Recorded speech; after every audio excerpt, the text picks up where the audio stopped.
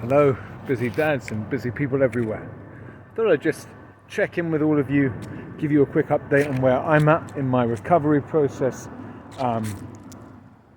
It's been about a month now since I picked up the injury, and my hand is definitely on the mend. I think I can cautiously say that. But I think I'm still 3 weeks away from being able to do burpees, maybe 4. So burpees are on ice right now, and I'm really trying to keep them quite a long way from my mind in one sense, because I don't want to start getting frustrated. I don't want to disturb the equilibrium that I've been able to find. I've loved watching some videos of all of you on YouTube hitting out the burpees, but then at a certain point I have to stop watching because I start getting too restless,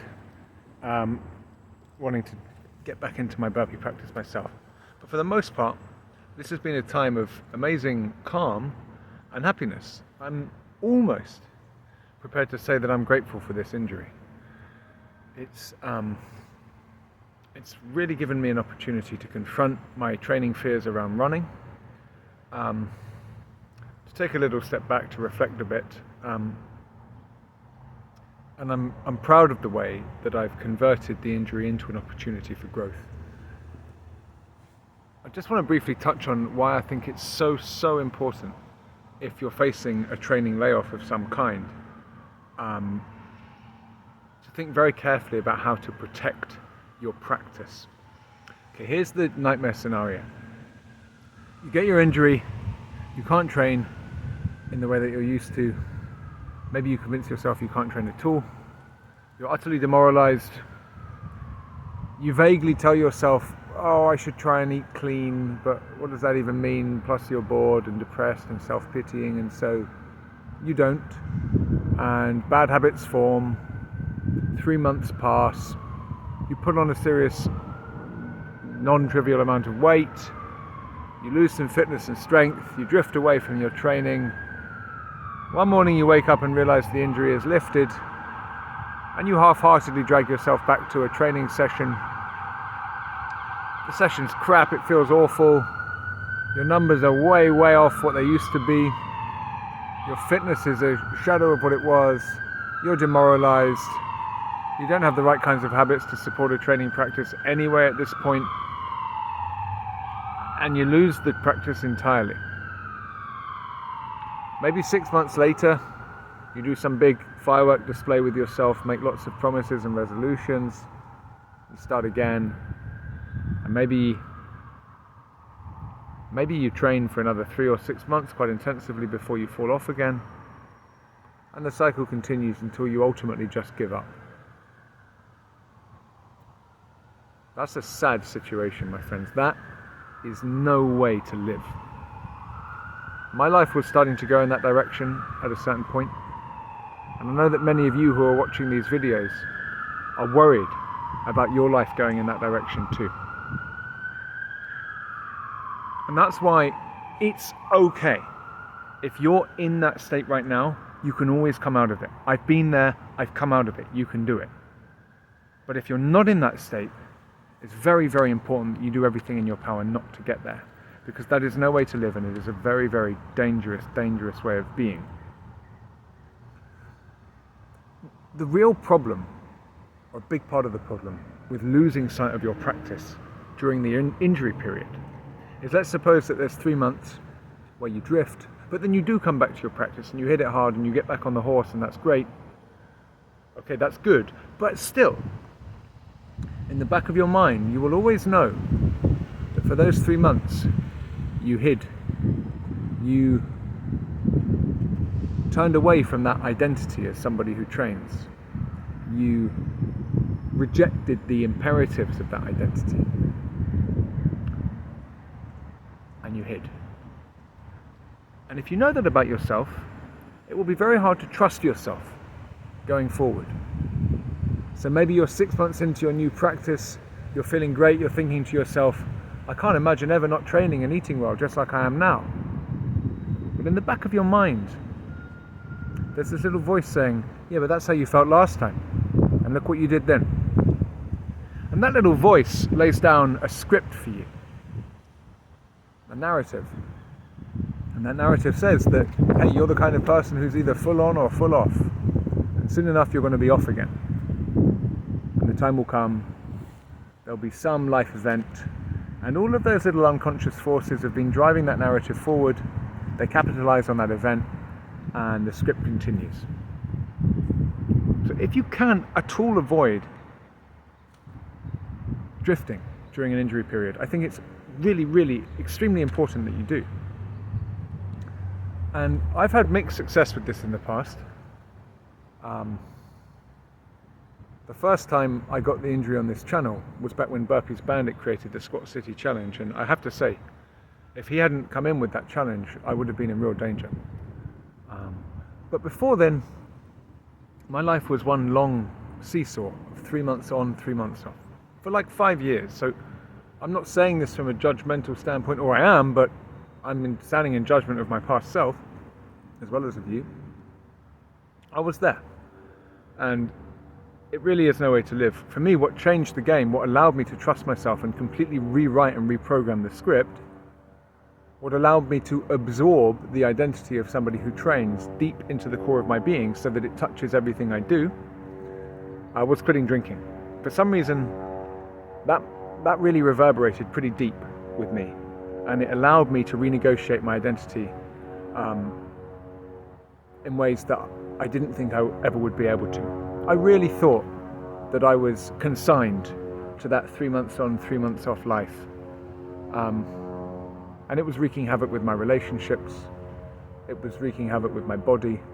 But more than any of those things, it was wreaking havoc with my sense of who I am and my ability to trust myself, to find a home in an identity. I live in the identity now of someone who trains. It touches everything I do. It touches the way I'm a father. It touches the way I'm a thinker, a writer. It touches the way I'm a husband and a friend. Lightly, it doesn't dominate my other identities, but it's there. It's deep in me. It pervades everything. And it's a fundamentally spiritual orientation. The training, the physical practice is the tip of the iceberg. Okay, but what I'm doing is fundamentally something for my spirit when I train. And it's an outgrowth of this deep identity as somebody who trains. It's an identity built around the values of discipline, of hardness, of stepping forth into things that you know will at a superficial level be painful, and enduring through that. And I'm so happy to live in this identity. And that's why whenever I get injured, it really is very, very important to me that I think carefully about ways of vigilantly guarding that training practice. And this time round, I think I've hit gold. I'm really, really pleased with the perspective I've taken on running, seeing this as an opportunity to confront a fear. But the other thing that is really, really keeping me going is reflective dieting. I think there's a lot of wisdom in cutting if you get injured. If you just vaguely say to yourself, I'll eat healthily while I'm injured, that just feels pretty drab. It feels pretty endless. It doesn't have any structure to it. It's just this general admonition. But if you set yourself a specific goal, like I said to myself, when I return to my training practice in December, I want to be substantially lighter than I've ever been as a burpee practitioner. I want to hit 160 pounds, and of course I'll lose a bit of muscle mass, but I want to lose a hell of a lot of body fat in the process, because I want to see what my training looks like when I'm a bit more lithe and light. I'll weigh myself each morning and take an average over the course of the week and plot my downward progress. That's not some vague superego voice saying eat healthily. That's a project. And if you've got a project, you're gonna thrive in this injury period. All about finding yourself a project that will connect you back to your training practice when the time comes. This morning I weighed in below the threshold that I usually live in. I usually live between 165 and 173 pounds. I'm going down now. I'm in the 163s, 2 days running, and I hope to make 160 the kind of mean weight, and live in a zone more like 158 to 162, and see what that does for my running, see what that does for my burpees. I've enjoyed it a hell of a lot. I'm on a calorie deficit, but for some reason I'm not thinking about food much. It's so enjoyable to be chasing this goal. It's so satisfying in the morning to be weighing in and knowing that I'm getting a step closer. I was listening to a podcast recently where the nutritionist speaking was saying that there's actually scientific evidence that exercise helps with appetite control. That the only thing that people who stick with diets and continue to hold weight off, the only thing that they have in common, the people who 3 years later are still keeping the weight off, is that they train. And one reason for that might be that exercise actually increases your sensitivity to satiety signals from your body. You're actually better at keeping track of how hungry you are when you're training. I don't know the mechanism behind that, but that was fascinating to me because for so long, I thought, when you train, you're ravenously hungry. That's what I told myself as a powerlifter. It's what I told myself in my burpees. And I'm realizing how much of that was brainwashing, how much of that was an imposition that wasn't really true to the facts of my psychology. And so now I'm trying to live in a different mindset, one that says you eat when you're hungry and only then, and you test out to see whether or not it's boredom or restlessness that's leading you towards your food rather than true hunger. And you let go of this idea that after a sprinting session you're going to be ravenously hungry. And guess what? I'm not. I'm happy, I'm productive, I'm feeling really good. So anyway, I hope that some of those thoughts had some value for you, my friends. If you are in a difficult spot right now, please take heart. It is possible to do that deep rewriting of the script. For now, as a first practical step, get on the scales, take a note of what you weigh right now, and set yourself a weight goal for the day that you return to your training practice.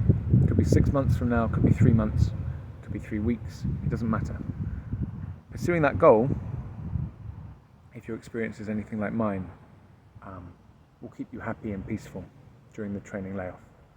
So my friends, I'll keep you updated on my running, on my weight loss, on my hand, and in the meantime, thanks all of you for your friendship, for your support, and thanks all of you for inspiring me with the way that you're continuing to pursue your training practices. It's nice to be reminded that the world doesn't stop just because I have an injury. It's inspiring to see the way you're getting after it. Love all of you. Take care.